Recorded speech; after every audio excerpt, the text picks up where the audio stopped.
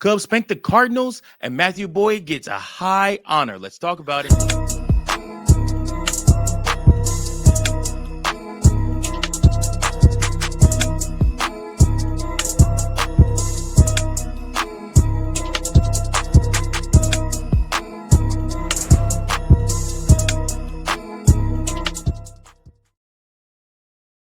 Welcome in, everybody, to another episode of Chicago Cubs Central. Appreciate each and every last one of you that are tuning in to this daily podcast where we break down all things Chicago Cubs. If this is your first time watching, appreciate you so much. If you're a return member, I appreciate you even more.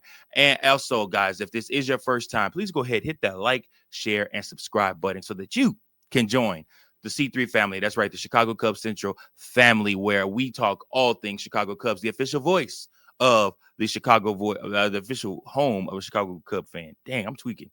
Anyways, appreciate you guys for tuning in. So we talk Chicago Cubs. That's right. They win against those St. Louis Cardinals on Sunday on ESPN after about an hour rain delay, which actually allowed me to get in a very, very nice nap that I really appreciated. So I woke up, the game was starting.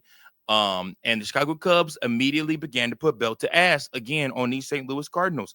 They scored in the first 5 innings. They first scored in each of the first 5 innings of the game. In the first inning, Peaker Armstrong singled to left and Tucker scored. In the second inning, Tucker singled to center, Horner and Shaw scored. In the third, McGuire singled to right, Bush scored, Horner to second, and Swanson to third.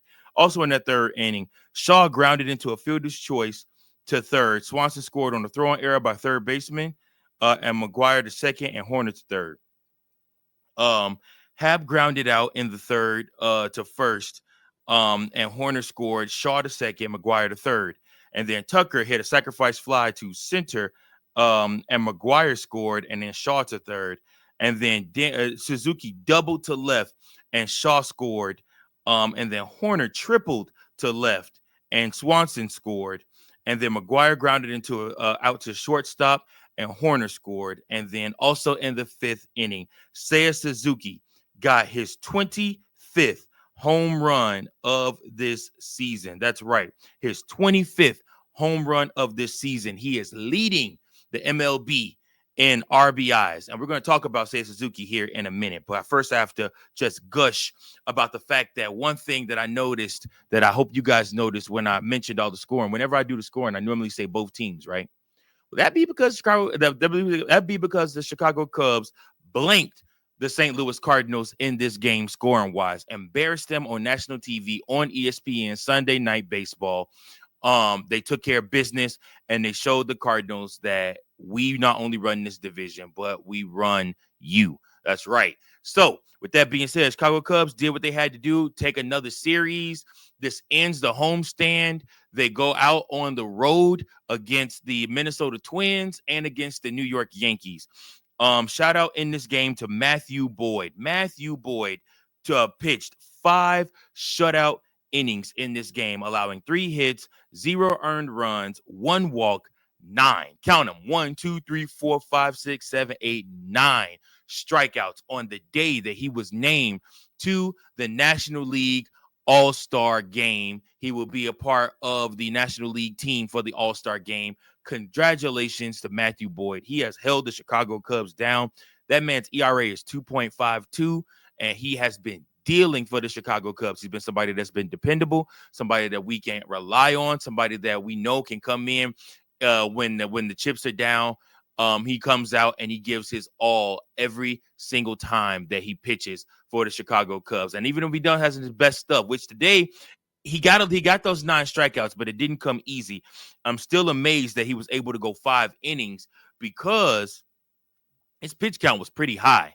He had a lot of balls out of the zone, but yet and still he was able to get the strikeout when it was needed. And again, 9 of them things I believe that was one of his best efforts as a pitcher for the Chicago Cubs. I mean, to be able to grind through these innings, through a lot of pitches early, but still be able to get 9 strikeouts, still not allow a single run. And the first inning, it looked like the Cardinals were going to get on the board. They had 2 men on, and Matthew Boyd shut him down. And he continued to shut guys down all throughout the game until he was pulled out. And then Jordan Wicks came in, and he pitched 3.1 shutout innings for the Chicago Cubs. That's right. 3 in the third, shutout innings, 3 hits, 0 earned runs, 0 walks, 2 strikeouts, 41 pitches, 30 of those being strikes. He drops his ERA to 5.06. And then Danny Palencia. Danny Palencia is making a name for himself as a shutdown pitcher, as a closer. He came in and did 2/3 of the ninth. 0 hits, 0 earned runs, 0 walks, 0 strikeouts on 5 pitches and 3 strikes thrown. His ERA is 1.71. I just look at the Chicago Cubs team and I say to myself, man, these guys are really finding their way. These guys are really beginning to gel, and you just see it coming all over the team. I mean, like I said, they have the opportunity to go to Minnesota and go above 20 games over 500, and to really put themselves again in the class of the upper echelon of the MLB this season. The Chicago Cubs definitely look great right now. Again, the Dodgers have a 2-game lead over the Chicago Cubs right now for first place in the whole National League. The Chicago Cubs have a better record than the Phillies. They have a better record than the Mets. They have a better record than San Diego. Like I said, they have just been dealing. They've been doing a very, very good job so far this season of just taking care of business, handling business. And again, this is what we do. This is what we do, and this is what should be expected of your Chicago Cubs this season, this type of play. And now you should turn your expectations to the Chicago Cubs adding on more to be even more successful, especially if they don't think they're going to be able to re-sign Kyle Tucker. If the Chicago Cubs win the World Series, okay, let's put it out there. If the Chicago Cubs win the World Series this year and don't sign Kyle Tucker, how mad would you guys be? Would that be something like you'd be pissed about? Or would you be like, hey, listen, we got our World Series. And like I said, now we can call up some of those younger guys and see what we got in them. Kyle Tucker can go make money somewhere else. Because you still got PCA under contract control, still got Ian Happ, still got you basically have the whole basically the same team outside of Kyle Tucker. And you can call up Owen Casey or Kevin Alcantara and see what you can get out of those guys. Let me know your thoughts on that. But Seiya Suzuki has been a revelation this year. 25 home runs so far already this season. 70, I mean, I say that's either 71, I think, RBIs. He's the RBI leader for the Chicago Cubs and for the MLB as a whole. Seiya Suzuki. Unfortunately, Seiya Suzuki is not on the All-Star team. And I've been seeing everybody posting about it. I've been seeing everybody upset about it. And I lied. He has 77 RBIs already. I've been seeing everybody post about it and everything like that. So this is the official channel for the voice of the Chicago Cub fan. So voice your opinion below. Do you think Seiya Suzuki got snubbed from the All-Star game? Do you think that Seiya Suzuki should be in the All-Star game? I understand, like, why you can't have a team full of Cubs. You can't have, Carson Kelly, Michael Busch, and Seiya Suzuki on your bench, as well as having Kyle Tucker, Matthew Boyd, and PCA all playing too. I get it. But Seiya Suzuki is your RBI leader, guys. You can't tell me he is not deserving of getting the honor of being able to be called an all-star this year. The things he's done at the plate, the way that he has adjusted, and I still don't even think Seiya Suzuki is seeing the strike zone the best. But the way that he's seeing the ball and the way that he's hitting the cover off of it, Seiya Suzuki definitely deserved to be in the All-Star game. Unfortunately, I guess that the MLB did not feel the same, and Seiya Suzuki will not be an All-Star this year. But like I said, instead of crying about it, I want Seiya Suzuki to make them pay. I want him to take this and turn this around and make it undeniable that next year he be an all-star. Make it undeniable. Start your all-star campaign for 2026 right now.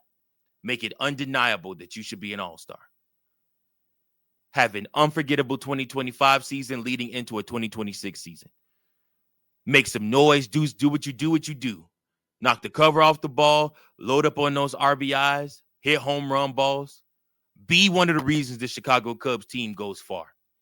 You do that, the MLB is going to have to notice you. They're going to have to give you the credit that you so richly deserve. And I sincerely hope Seiya Suzuki does it, because I know he's a good baseball player. Very good baseball player. And his hitting is elite. Defense needs a little work, but hitting is elite. But you already knew they were going to get that spot to Shohei Ohtani. And I'm pretty sure they were going to put other people on the bench. But Seiya Suzuki is definitely deserving of being a part of the All-Star game. But let me know your comments below. Do you think Seiya Suzuki got rigged from being in the All-Star game? Do you think he got snubbed? I'm sorry, not rigged. Snubbed from being in the All-Star game. Comment, voice your opinion below. If you're upset about it, this is the time and the place to rant about it. I appreciate each and every last one of you guys for checking in, for watching this episode. Hope you guys have a great day. We'll be back again tomorrow. There is no Cubs game tomorrow, so we're going to do a little bit of a longer episode, probably have a little fun, do a little check-in with some stuff that's going on in the minors. Might even have a trade or something like that come through. But we appreciate each and every last one of you for tuning in to the Chicago Cubs Central. Until next time, go Cubs, go. Peace. Thank you for watching another episode of Chicago Cubs Central, the #1 spot for all Chicago Cubs content. Remember to like, share, subscribe for more Cubs content.